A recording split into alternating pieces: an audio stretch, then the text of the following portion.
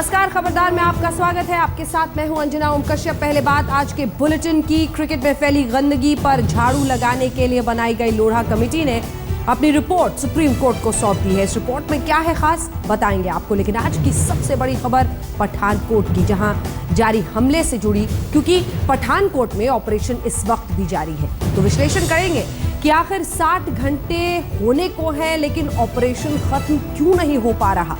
इसके अलावा बात उन गलतियों की भी होगी जिनकी वजह से पठानकोट में आतंकी हमले को अंजाम दे पाए हैं। सवाल यह भी है कि क्या मुंबई में हुए 26/11 हमले से हमने कुछ सीखा या नहीं, और वो कौन से सबक हैं जिनका पहाड़ा हमने मुंबई हमले के दौरान खूब पढ़ा लेकिन उन पर अमल नहीं हो पाया। लेकिन पहले बात आज की बड़ी खबरों की, जिसमें भूकंप की दहशत भी है और ऑड इवन फॉर्मूले का सबसे बड़ा टेस्ट भी।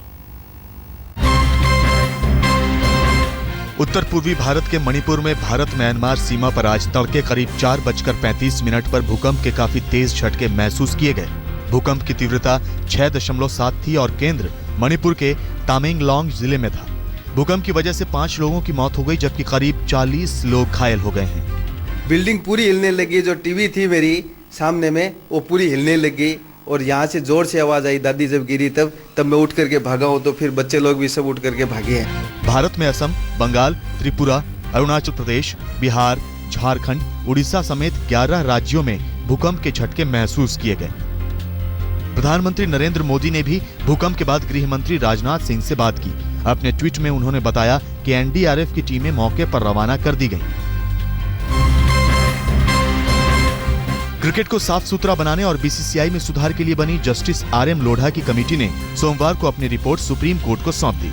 159 पेज की इस रिपोर्ट में कई अहम सिफारिशें की गई हैं। मसलन क्रिकेट में भ्रष्टाचार रोकने के लिए सट्टेबाजी को कानूनी मान्यता दी जाए, खिलाड़ी और अधिकारियों के अलावा सभी को रजिस्टर्ड साइट पर सट्टा लगाने की इजाजत मिले, बोर्ड में president, vice president, secretary, joint secretary और ट्रेजरर जैसी पोस्ट पर किसी मंत्री को न चुना जाए। बीसीसीआई में कितने मेंबर्स हैं जिन्होंने कोई टूर्नामेंट ही नहीं खेला। बीसीसीआई के कामकाज में ट्रांसपेरेंसी के लिए उसे आरटीआई के दायरे में लाया जाए। आईपीएल और बीसीसीआई की गवर्निंग बॉडी अलग अलग रहे। स्टेट एसोसिएशन में भी सिर्फ पूर्व क्रिकेटर्स ही होने चाहिए। नेताओं के लिए कोई जगह नहीं होनी चाहिए। एक लोकपाल होना चाहिए। The members of the selection committee can only be those who have played international test matches. सवाल यही है कि क्या इस कमेटी की सिफारिशें अमल में आ पाएंगी। दिल्ली में ऑड इवन फॉर्मूला लागू होने के बाद सोमवार को हुए असली टेस्ट में फॉर्मूला पास होता दिखा। हफ्ते के पहले दिन भीड़ के मद्देनजर दिल्ली सरकार के बसों के फेरे बढ़ाए गए, तो मेट्रो में भी ज्यादा भीड़ ढोने की व्यवस्था की गई थी। जो मैंने 1 और 2 तारीख को देखा था, वही नॉर्मल सिचुएशन आज भी है। हमने तैयारी जरूर एक्स्ट्रा की हुई है। दिल्ली के अंदर करीब 64 लाख लोगों को बसों में यात्रा कराने की क्षमता हमने विकसित की है सरकार की तरफ से। लोगों ने भीड़ से बचने व जल्दी पहुंचने के लिए मेट्रो का सहारा लिया।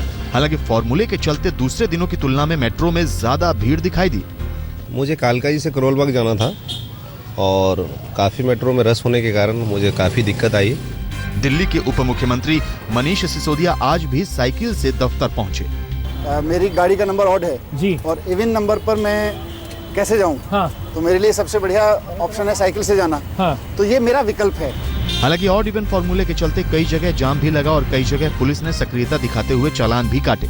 लेकिन सवाल यही है कि ऑड इवन फॉर्मूला 15 दिन तक सफलतापूर्वक लागू रह पाता है या नहीं। वो कहां लिखा हमने, कौन सी? ये है आईएसआई का एजेंट एजाज। बीते 27 नवंबर को मेरठ से धरे गए इस एजेंट ने बड़ा खुलासा किया है। एजाज ने बताया कि गिरफ्तारी से पहले उसने संसद, राजपथ और दिल्ली मेट्रो की रेकी की थी। गिरफ्तारी के बाद उसकी तलाशी के वक्त उसकी जेब से दिल्ली मेट्रो का टिकट भी बरामद हुआ था। यूपीएसटीएफ के आईजी ने इस बात की पुष्टि की है। पुलिस की विज्ञप्ति के मुताबिक आरोपी के पास से मेट्रो ट्रेवलर कार्ड के अलावा एक भारतीय बैंक का एटीएम, एक सिम कार्ड, एक मोबाइल फोन, पेन ड्राइव, फर्जी पते पर बना आधार कार्ड और कुछ विदेशी सिक्के भी बरामद हुए। एजाज पाकिस्तान का रहने वाला है और वो आईएसआई के लिए जासूसी कर रहा था।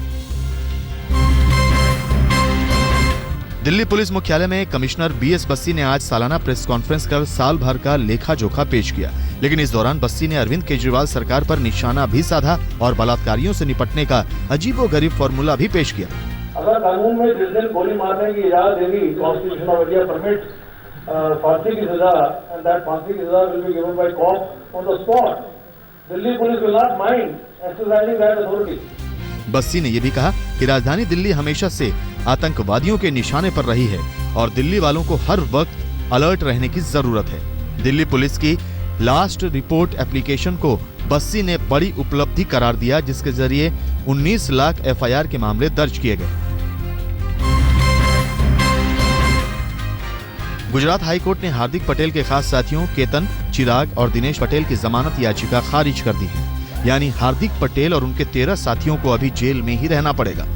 दरअसल राज्य सरकार ने कल पाटीदार आंदोलन से जुड़े 382 लोगों के खिलाफ चल रहे 74 मुकदमे एकाएक वापस लेने का फैसला किया था, लेकिन हार्दिक पटेल और उसके 13 साथियों के खिलाफ ये कहते हुए मामला वापस लेने से इनकार कर दिया गया था कि वो हाई कोर्ट में पेंडिंग है।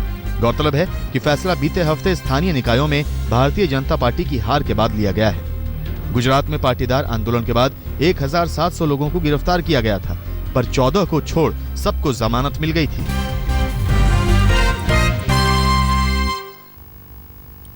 बड़ी खबरों के बाद सबसे पहले बात पठानकोट की, और वहां पर हुए आतंकी हमले की। पठानकोट में सुरक्षा बलों का सर्च ऑपरेशन जारी है। माना जा रहा है कि एयरबेस में छिपे सभी 6 आतंकियों को मारा जा चुका है, लेकिन हमले के 62 घंटे बाद भी फाइनल ऐलान अभी बाकी है। यानी आशंकाएं बरकरार हैं और सीधे कहें तो आतंकी फिल्म का दी एंड अभी बाकी है।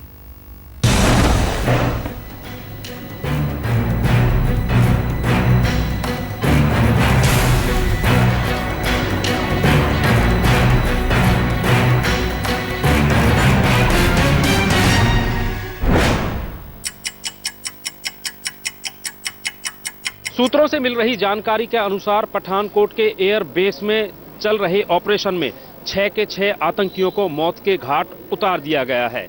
अभी कुछ देर पहले एक प्रेस कॉन्फ्रेंस हुई थी जिसमें एनएसजी, आर्मी और एयरफोर्स के अधिकारी शामिल थे। उन्होंने ये भी कहा था कि इस ऑपरेशन को खत्म तभी माना जाएगा जब पूरे इलाके में कॉम्बिंग और सर्च ऑपरेशन पूरा हो जाएगा। हालांकि ज्वाइंट ऑपरेशन में जुटे सुरक्षा बलों ने शाम को प्रेस कॉन्फ्रेंस में साफ किया कि आतंकवादियों के पूरे तौर पर सफाई का काम अभी जारी है। I would like to inform all of you that the operations are still going on. We have been able to eliminate the 5th terrorist. Combing and search operations continue. इसके पहले सोमवार तड़के भी पठानकोट एयरबेस से रह रहकर गोलियों की तड़तड़ाहट गूंजती रही। रात भर हेलीकॉप्टर फ्लड लाइटों के जरिए आसमान से आतंकियों की इधर से उधर छछुंदर सरीखी दौड़ ट्रैक करते रहे। इधर जमीन पर एनएसजी समेत सुरक्षा बलों की तगड़ी नाकेबंदी ने छुपे आतंकियों के सारे हमलों को एक कोने में समेट दिया।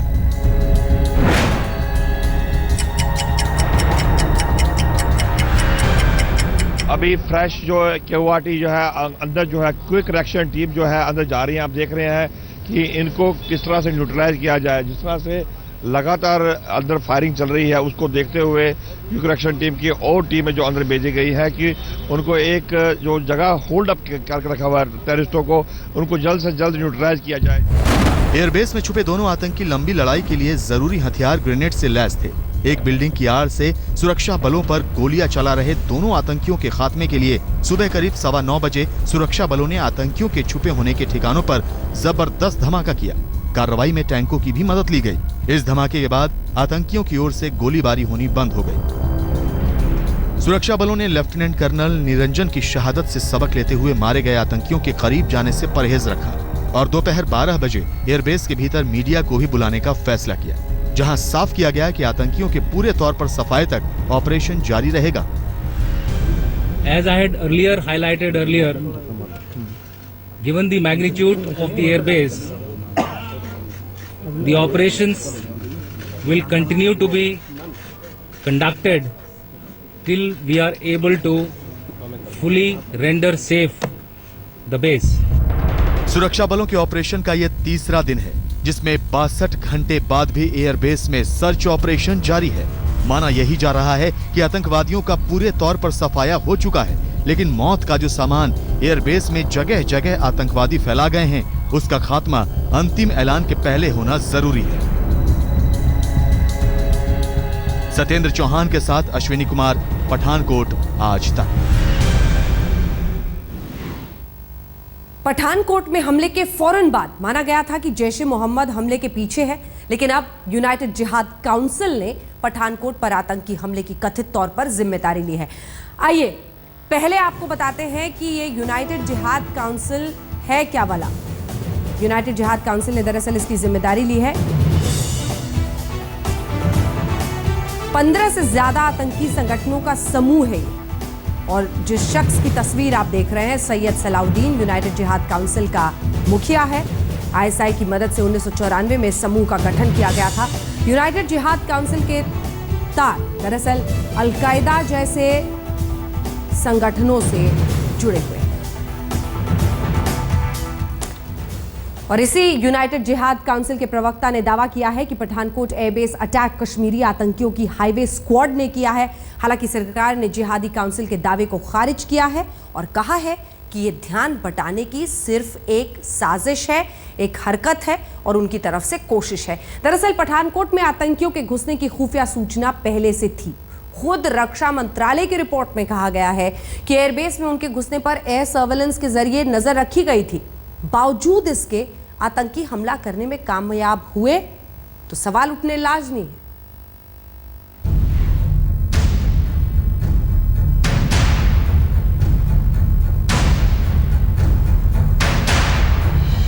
बासठ घंटे तक आतंकवादियों के खिलाफ एयरबेस में ऑपरेशन के बाद भी सुरक्षा बलों और सरकार ने पूरे तौर पर आतंकवादियों के सफाए पर कुछ नहीं कहा, तो सवाल उस चूक पर उठे हैं जिनका जवाब भविष्य के लिए सबक बन सकता है। मसलन आतंकवादी सुरक्षा के लिहाज से इतने सुरक्षित माने जाने वाले पठानकोट एयरबेस में घुसने में कामयाब कैसे हुए, जबकि गुरदासपुर से अगवा एसपी सलविंदर ने रिहाई के बाद आतंकवादियों के मंसूबों के बारे में फर्स्ट हैंड सूचना दे दी थी। बावजूद इसके एयरबेस में घुसने से पहले आतंकवादियों की नाकेबंदी क्यों नहीं की जा सकी? आईएसआई ने और टेररिस्ट ऑर्गेनाइजेशन ने इस एयरबेस को टारगेट किया है क्योंकि ये बहुत इम्पोर्टेंट एयरबेस है। वहाँ पे फाइटर्स लोकेटेड हैं, helicopters, heavy duty helicopters located हैं, और ये एयरपोर्ट जो है बहुत बड़ा है, जो 20 से 25 किलोमीटर के एरिया में फैला हुआ है। शनिवार को सुरक्षा बलों की जवाबी कार्रवाई के दौरान ही 4 आतंकवादी मारे गए, 2 आतंकवादी जीवित थे। बावजूद इसके न सिर्फ केंद्रीय गृह मंत्री राजनाथ सिंह की ओर से 5 आतंकवादियों के मारे जाने की बात सोशल मीडिया पर कही गई और फिर गलती समझ में आते ही उसे रद्द किया गया। तो सवाल ये भी है कि क्या खुद प्रधानमंत्री ने भी ऑपरेशन जारी रहने के दौरान बेहद जल्दबाजी में बयान दिया? मैं देश के सुरक्षा बलों को बधाई देता हूं कि दुश्मनों के उन इरादों को उन्होंने खाक में मिला दिया, उनको सफल नहीं होने दिया। इसी बीच बड़ा सवाल रक्षा मंत्रालय की ओर से जारी रिपोर्ट से भी उठता है, जिसमें खुलासा हुआ है कि एयर सर्वेलेंस के जरिए एयरबेस में आतंकवादियों की घुसपैठ पर नजर रखी जा रही थी। सवाल है कि पल पल पर नजर रखे जाने के बावजूद आतंकवादियों को एयरबेस में घुसने का इंतजार क्यों किया गया और एनकाउंटर करने में इतना लंबा वक्त क्यों लगा? रविवार को ऑपरेशन के बाद पीएम कर्नाटक दौरे पर रहे तो दिल्ली में आतंकी हमले की मॉनिटरिंग भी सिर्फ सुरक्षा एजेंसियों के भरोसे छोड़ी गई। रविवार रात पीएम ने बैठक बुलाई तो भी उसमें एनएसए और विदेश सचिव समेत वरिष्ठ अधिकारी ही शामिल हुए। सवाल उठता है कि देश पर आतंकी हमले के मौके पर क्या सुरक्षा मामलों की कैबिनेट मीटिंग बुलाकर मामले की समीक्षा नहीं की जानी चाहिए थी? और अहम सवाल ये भी है कि पठानकोट आतंकी हमले में सीधे तौर पर पाकिस्तान की एजेंसियों के शामिल होने को लेकर भी सरकार के रणनीतिकारों ने चुप्पी साधे रखी। तो क्या यह संकेत इस बात का नहीं है कि पाकिस्तान को लेकर नरमी बरती गई? इसको कहने में मुझे लगता है कि तनिक भी मुझे संकोच नहीं होगा कि नीति में परिवर्तन हुआ है, पॉलिसी बदली है।